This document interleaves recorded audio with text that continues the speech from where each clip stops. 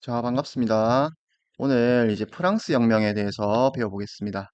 프랑스 혁명은 사실 이 프랑스인들이 가장 자랑스러워하는 사건이고, 어, 수많은 문학이나 영화, 뭐 소설, 이런 것들의 배경이 되는 굉장히 유명한 사건입니다. 여러분들도 한번 알아두면 좋겠습니다. 교과서 128쪽부터 129쪽까지고, 우리 지금 계속 배우고 있는 건 뭐냐면, 왕정에서 어떻게 국민 국가로, 국민의 뜻이 정치에 반영되어 있는 국가로 변해가는 과정에 대해서 우리가 배우고 있습니다. 그래서 우리 지난 시간에 미국 혁명 배웠죠? 전 세계 최초로 민주공화정, 왕이 없이 국민의 뜻을 모아서 통치자를 선택하는 대통령이라는 걸 선출하죠. 그래서 이 민주공화정이 성립한 나라가 미국입니다. 근데 우리가 알다시피 미국은 이 아메리카라는 동떨어진 유럽과 멀리 떨어진 대륙에 있고 이 미국이란 나라 주위에 어떤 다른 국가가 없었죠. 그러니까 이런 소식이 이제 유럽으로 전달되긴 하는데 뭐 직접적으로 큰 영향을 미치진 않습니다. 자, 근데 이 프랑스란 나라는 유럽의 한복판에 있는 나라고 유럽의 한복판에 있는 이 프랑스에서 이런 변화가 성공했다면 그 옆에 붙어 있는 다른 국가들로 곧바로 큰 영향을 미치게 됩니다. 그래서 이 프랑스 혁명은 사실 이 전 유럽으로 어마어마하게 빠른 속도로 영향을 주게 되는 가장 그 출발점이 되는 사건이 바로 이 프랑스 혁명입니다. 오늘 이 프랑스 혁명에 대해서 잠깐 배워보겠습니다. 프랑스 혁명, 우리 지금 시민계급 저번 시간에부터 계속 선생님이 강조하고 있는 단어입니다. 시민계급. 다시 한번 정리하고 넘어가겠습니다. 이 시민계급, 원래 중세 유럽에는 귀족, 농노, 이런 신분제 관계가 존재했었죠. 자, 근데 상업의 발달시킨 그 원인으로는 우리 십자군 원정도 있었고, 또 신항로 개척, 이런 것들을 통해서 상업이 계속 발달하고, 그 다음에 이 농사를 주로 했던 이 장원이 해체되어 가고 점차 이제 상업이 중심이 되는 도시라는 것이 형성되고 여기서 이제 돈을 벌고 있는 새로운 계급 이걸 시민이라고 하고 이걸 좀 더 어려운 말로는 우리 부르주아라는 말로 쓰고 있습니다. 부르주아라는 용어는 여러분이 들어봤을 친구도 있을 수도 있는데 이 부르주아는 무슨 뜻이냐면 성 안에 사는 사람, 부르그가 성입니다. 독일어로. 그래서 이 성 안에 사는 사람을 우리가 부르주아, 우리말로 번역할 때는 이걸 시민이라고 번역합니다. 그래서 이 사람들이 이제 절대 왕정 시기에 국왕의 경제력을 뒷받침하면서 중요 계급으로 성장했지만 이 사람들은 출신이 귀족이 아니기 때문에 정치에 자신들의 어떤 의견을 반영시킬 수가 없죠. 그래서 이 사람들은 귀족 세력에게 밀려서 이제 불만을 품고 있는 이 시민 계급이 바로 국민 국가로의 전환을 이끄는 가장 중요한 계급입니다. 그 다음에 이제 계몽사상이라는 용어, 이거는 처음 들어보죠, 여러분. 계몽사상이라는 말은 우리가 몰랐던 걸 새로 깨우쳐주는 사상입니다. 그럼 몰랐던 게 뭘까? 몰랐던 건 바로 뭐냐면, 인간은 누구나 이성이라는 걸 가지고 있고, 잘못된 것을 이제 바꿔야 된다. 이 이성의 힘으로 우리가 잘못 생각하고 있는 것들을 이제 깨우쳐주고, 사회를 바꿔나가야 된다라는 이런 사상을 계몽사상이라고 하고, 여러분 이거 알 필요 없지만 이제 들어두면 좋습니다. 몽테스키웨라는 사람, 그 다음에 이 로크라는 인물, 인간은 누구나 이런 것들을 가지고 있다. 사실 이런 게 없었을 때는, 이런 계몽사상이 없을 때는 여러분 귀족만 이런 걸 가지고 있죠. 농노들은 이런 게 없습니다. 농노들은 그냥 시키는 대로 하는 그런 존재이지, 이런 권리 같은 거는 귀족들만 가지고 있는 겁니다. 근데 이제 이걸 이성의 힘으로 이게 깨우쳐 주는 거죠, 사람들을. 그리고 왕의 통치권은 신이 아니라 국민들의 동의에 의해서 우리 왕권 신수설 배웠죠? 왕권 신수설이 바로 절대 왕정을 뒷받침해주는 그런 사상적 배경이었는데 이제 그게 아니라 국민들의 동의에 의해서 주어진 것이다. 이런 루소라는 앞으로 여러분들이 살면서 수없이 듣게 될 이름들입니다. 로크, 루소 특히 이 두 인물은 그래서 이 시민계급들이 이 계몽사상을 받아들이면서 엄청나게 이제 이걸 수용합니다. 이런 것들을 인간이 누구나 여러분 똑같은 권리가 있다면 귀족만 정치에 참여하는 것은 잘못된 거죠. 그러니까 시민계급들은 우리도 정치에 참여해야 되네? 그러니까 우리도 정치에 참여할 수 있는 권리를 달라라는 것을 요구하는 겁니다. 그 다음에 구체제의 모순. 이 구체제는 낡은 체제를 말합니다. 낡은 체제. 프랑스 사회가 원래 가지고 있었던 낡은 체제의 모순. 바로 뭐냐면, 우리 신분, 원래 중세 유럽은 신분제 사회라고 했죠. 이 프랑스의 신분제는 이렇게 생겼습니다. 국왕이 제일 위에 있고, 당연히. 그 다음에 1신분이 성직자, 2신분은 귀족입니다. 그 다음에 나머지 모든 사람들은 전부 제3신분입니다. 여기서 우리가 배웠던 시민계급도 바로 여기 속해 있죠. 자, 근데 이 1신분, 2신분은 전 인구의 2%밖에 안 되고 제3신분은 전 인구의 98%인데 사실 프랑스의 재산은 대부분 이 제1신분, 2신분이 가지고 있죠. 근데 제1신분, 2신분은 어떤 특권이 있는데 그게 바로 뭐냐면 세금을 내지 않습니다. 돈이 재산이 많은 재산이 많은 1신분, 2신분이 우리가 생각할 때는 세금을 더 많이 내야 된다고 생각하죠. 근데 이거는 잘못된 어떤 체제. 그래서, 어, 돈이 없는 사람들은 세금을 과도하게 부담하고 있습니다. 특히 이 3신분 중에서 제일 돈 많은 사람들이 바로 시민계급이겠죠. 이 시민계급은 불만이 이제 이만저만이 아니죠. 왜냐하면 세금만 내고 정치에 참여할 수 있는 권리는 없다 보니까 계속 뭔가 돈만 뜯겨가는 그런 기분인 겁니다.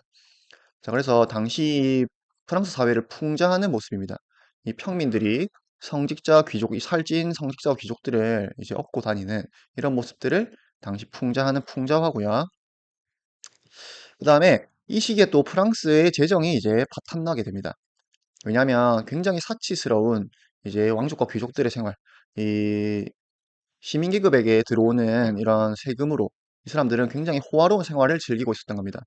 당시 이제 베르사유 궁전 우리 들어봤죠? 굉장히 호화스러운 궁전을 지어놓고 여기서 밤마다 파티를 벌이면서 이제 흥청망청 돈을 쓰고 있는 겁니다. 그리고 특히 우리 지난 시간에 배웠던 미국 혁명에 프랑스가 적극 참여합니다. 이유는 영국의 힘을 약화시키기 위해서. 그래서 이 독립전쟁에 참여하기 위해 어마어마한 돈을 쓰게 되고 이 돈을 이제 은행에서 빌리게 되면서 이 프랑스가 빚더미에 올라앉게 됩니다. 그럼 이 빚을 어떻게 갚아야 되느냐? 빚을 갚을 방법은 바로 세금을 더 올리면 되겠죠. 자, 그래서 이 세금을 올리기 위해서는 이제 프랑스 법이 어떻게 되어 있냐면 이 3부회를 소집하게 되어 있습니다. 이 3부회가 뭐냐면 제1신분, 제2신분, 제3신분들의 대표들이 모여 있는 회의입니다. 이걸 통과해야지만 세금을 올릴 수 있도록 당시 프랑스 법이 정해져 있기 때문에 세금을 올리기 위해서 3부회, 당시 국왕이 루이 16세가 3부회를 소집하게 됩니다. 여기서 이제 시작입니다. 자, 이 3부회가 어떤 식으로 투표 방법이 되어 있었냐면 제1신분 대표들한테 한 표, 제2신분 대표들한테 한 표, 제3신분 대표들한테 한 표 줍니다. 그러니까 총 3표가 있는 거죠. 자, 근데 자, 여기서 여러분 생각해 보세요. 이 세 신분의 대표들이 모여서 자, 이제 세금을 올릴지 말지 찬성 반대해 봅시다. 하면 당연히 제1신분, 2신분은 세금을 올리는 것에 찬성하겠죠. 왜냐하면 자기들은 세금을 안 내니까. 세금을 안 내니까 세금을 올리면 좋은 거죠. 근데 제3신분들은 전 인구의 98%를 대표하는데 표가 한 표밖에 없습니다. 그러니까 자기들이 아무리 반대를 해봐야 무조건 2대1로 이건 통과입니다. 그러니까 제3신분 대표들이 여기에 3부회 소집에 와서 그 회의장에 안 들어갑니다. 안 들어가고 자, 투표 방식을 바꿔야 된다. 왜냐하면 우리 계몽 사상을 통해서 인간은 누구나 평등하다라는 것을 이 사람들은 이제 알고 있죠. 그래서 야, 전 인구의 98%를 대표하는데 우리한테 한 표 주는 건 말도 안 된다. 이걸 바꾸자. 그럼 이 부탁을 들어줄까요? 이 요구를 받아들일까요? 당연히 받아들이지 않죠. 무슨 소리냐? 빨리 와서 손이나 들어라. 네가 손 들어봐야 아무 소용 없으니까. 그래서 제3신분들은 회의에 들어가지 않고 따로 모입니다. 자, 이 테니스 코트의 서약이라고 합니다, 이걸. 그래서 우리는 저기에 들어가지 않고 우리끼리만 의회를 결성해서 우리끼리 헌법을 제정하고 어, 우리끼리 법을 만들자. 그러니까 제1신분, 2신분, 국왕이 보기에는 그것들이 완전 말도 안 되는 행동을 하는 거죠. 그래서 이 제3신분들의 대표들을 이제 탄압하기 시작합니다. 탄압을 하니까 이제 시민들이 이제 들고 일어나는 거죠. 이제 불만이 이제 폭발하는 겁니다. 이때까지 쌓여있던 불만이 폭발하는 겁니다. 그래서 바스티유 감옥이라는 곳을 습격합니다. 이 감옥에는 뭐가 있냐면 무기가 있죠. 이 감옥에 가서 이 감옥을 지키는 병사들의 무기를 이제 뺏는 겁니다. 이제 가서 너희들이 감히 우리를 국왕이나 귀족들이 감히 우리를 무력으로 진압을 하다니. 그래서 우리도 같이 무장을 하자. 라고 해서 이제 총과 이제 이런 것들을 꺼내서 시민들도 무장을 하면서 본격적인 충돌이 시작됩니다. 그리고 이 사람들이 인간과 시민의 권리 선언, 줄여서 우리가 인권 선언이라 부르는데, 지난 시간에 배웠던 미국 독립 선언서와 이 인권 선언 굉장히 중요한 문서입니다. 시험에 굉장히 많이 나옵니다. 내용은 뭐 비슷합니다. 우리 인간은 누구나 자유롭고 평등하다. 음, 우리는 저항할 수 있다. 저항권. 모든 주권은 국민으로부터 나온다. 이런 것들. 법의 제정에 참여할 권리를 갖는다. 음, 이런 것들이 우리 보기에는 여러분 굉장히 당연해 보이지만 당시에는 세상을 바꿀 굉장히 혁신적인 어떤 문서들입니다. 자, 그리고 이 사람들이 이제 공화정을 선포하고, 공화정이 바로 뭐라 했죠? 왕이 없는 거라고 했죠. 왕이 없어야 되니까 루이 16세 잡아다가 처형시켜 버립니다. 그리고 이때까지 우리를 괴롭혔던 수많은 귀족들, 1신분, 2신분들 다 끄집어내서 다 처형시켜 버립니다. 이때 너무 처형시켜야 될 사람이 많으니까 이제 쉽게 처형할 수 있는 이 기구가 하나 등장하죠. 이게 단두대라는 겁니다. 그래서 이거를 이제 기요틴이라는 사람이 만들었다고 해서 기요틴이라고 부르기도 하고, 우리나라 말로는 단두대라 부릅니다. 여기서 칼이 떨어지면서 목을 자르고, 다음 사람 올라와서 엎드려 목 자르고, 이런 식으로 이제 왕의 목도 자르게 됩니다. 자, 왕의 목을 잘랐다라는 소식이 이제 전 유럽으로 퍼지겠죠. 그러면 여러분 한번 생각해 보세요. 유럽 바로 프랑스 옆에 있는 나라들의 왕은 무슨 생각을 하게 될까요? 야, 우리나라 농노들도 이런 소식을 들으면, 우리나라 시민들도 이런 소식을 들으면, 저거 되게 재밌겠다. 한번 해보자, 우리도. 이런 생각하겠죠. 그러니까 이 각 나라에, 유럽에 있는 각 나라들이 이걸 프랑스는 남의 나라지만 이걸 그냥 둬서는 안 된다. 그래서 이 빨리 프랑스로 가서 이 다시 프랑스의 원래 질서를 회복시켜야겠다라고 해서 유럽의 국가들이 프랑스로 침입해 오기 시작합니다. 그래서 이 프랑스에서 일어난 이 엄청난 변화가 이제 꺾일 위기에 놓이게 되는 거죠. 그래서 이 로베스피에르라는 인물이 이때 등장하게 되는데, 로베스피에르가 이 혁명의 정신을 짓밟으러 오는 이 프랑스 외부의 적들, 그 다음에 프랑스 내부에서도 야, 이거 너무 심하다. 이건 우리가 너무 과격했다. 이 정도까지 할 건 아니었다. 라는 어떤 혁명에 반대하는, 혁명을 조금 걱정하거나 아니면 혁명을 반대하는 세력들이 있습니다. 그래서 이 사람들을 가라앉히기 위해서 공포정치, 이제 혁명에 조금이라도 위협이 되면 다 처형시킵니다. 다 죽입니다. 그래서 이걸 공포정치라 부릅니다. 혁명에 조금이라도 이제 반대하거나, 혁명을 조금이라도 비판하거나 이러면 다 죽이기 시작합니다. 그러니까 이제 이 공포정치에 대한 불만이 점점 쌓이게 되죠. 우리가 사실 인간은 누구나 평등하고 누구나 정치에 참여할 수 있는 권리가 있다고 했죠, 아까? 그러니까 반대할 수 있는 권리도 있는 겁니다. 근데 로베스피에르는 이런 세력들을 다 처형시키다 보니까 이 반대파들이 로베스피에르를 잡아서 처형시켜 버립니다. 그래서 이 프랑스 혁명이 굉장히 이제 바람 앞에 등불 같은, 외부에서는 적이 쳐들어오고 내부에서는 이게 맞니 저게 맞니 서로 싸우고 죽이고 하는 거죠.